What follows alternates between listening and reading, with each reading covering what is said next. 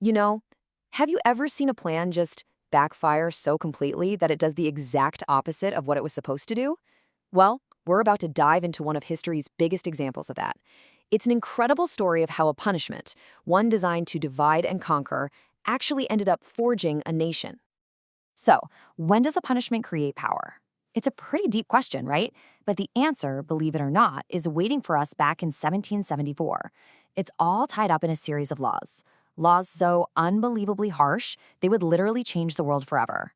We're talking about Britain's big attempt to finally crush the rebellion brewing in its American colonies. Okay, picture this. It's 1774. The British Empire has a major headache, and its name is Massachusetts. The city of Boston, in particular, is just this hotbed of defiance. So the Crown comes up with what they think is a genius strategy. Let's make a brutal public example of this one colony to scare all the others into submission. And what was their weapon of choice? A package of punitive laws. Now, in London, they called them the Coercive Acts, which sounds official, but the American colonists, they gave them a much more fitting name, the Intolerable Acts. And really, that name tells you everything you need to know about how these laws went over. And these weren't just slaps on the wrist. These measures were designed to cripple the colony. I mean, closing Boston Harbor, that wasn't just an inconvenience, it was a full-on economic strangulation of the city's main artery. And then restricting their self-government, that was a direct attack on who they were, on their whole sense of freedom. This was a punishment designed to completely break their spirit. So, from Britain's point of view, the logic seemed pretty solid, right?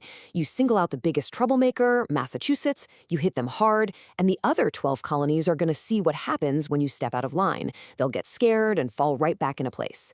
The goal was simple: isolate and intimidate.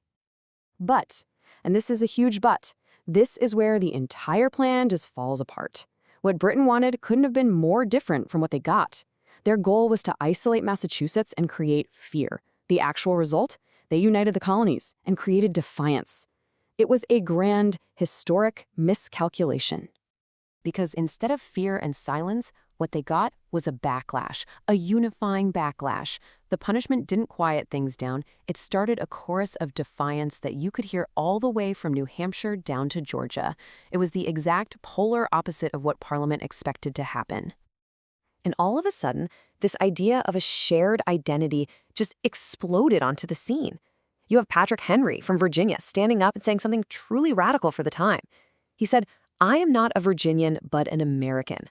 Think about that. He wasn't just speaking for his home colony anymore. He was claiming a totally new identity, one that crossed all those old colonial borders. And it wasn't just him. Another Virginian, George Washington, absolutely nailed the feeling that was spreading. He said, "The cause of Boston is the cause of us all." That right there is the key. An attack on one colony's freedom was now seen as an attack on everyone's freedom. Boston's fight was now everybody's fight. And, this wasn't just talk. This was real solidarity. Food, supplies, money, it all started pouring into Boston from the other colonies. These committees of correspondence were working overtime, spreading news, coordinating a single unified response. Britain tried to cut one limb off the body, but all they did was make the entire body stronger. This incredible wave of unity, it wasn't just some temporary emotional reaction. No, this was a fundamental shift. This was the moment the door for making peace with Britain started to swing shut, and a new, much more dangerous door began to creak open. This was a point of no return. John Adams, from Massachusetts, of course, he put it perfectly using this old Roman phrase. He said, "The die is cast." And what that means is that a decision has been made that can't be taken back. The pieces are in motion. For the colonies, who were now acting as one, it meant they were on an irreversible collision course with the most powerful empire on Earth. So what happens when that kind of unity becomes inevitable? Well, here's the crazy takeaway. Britain, in trying to show off its absolute power, accidentally created a brand new rival power.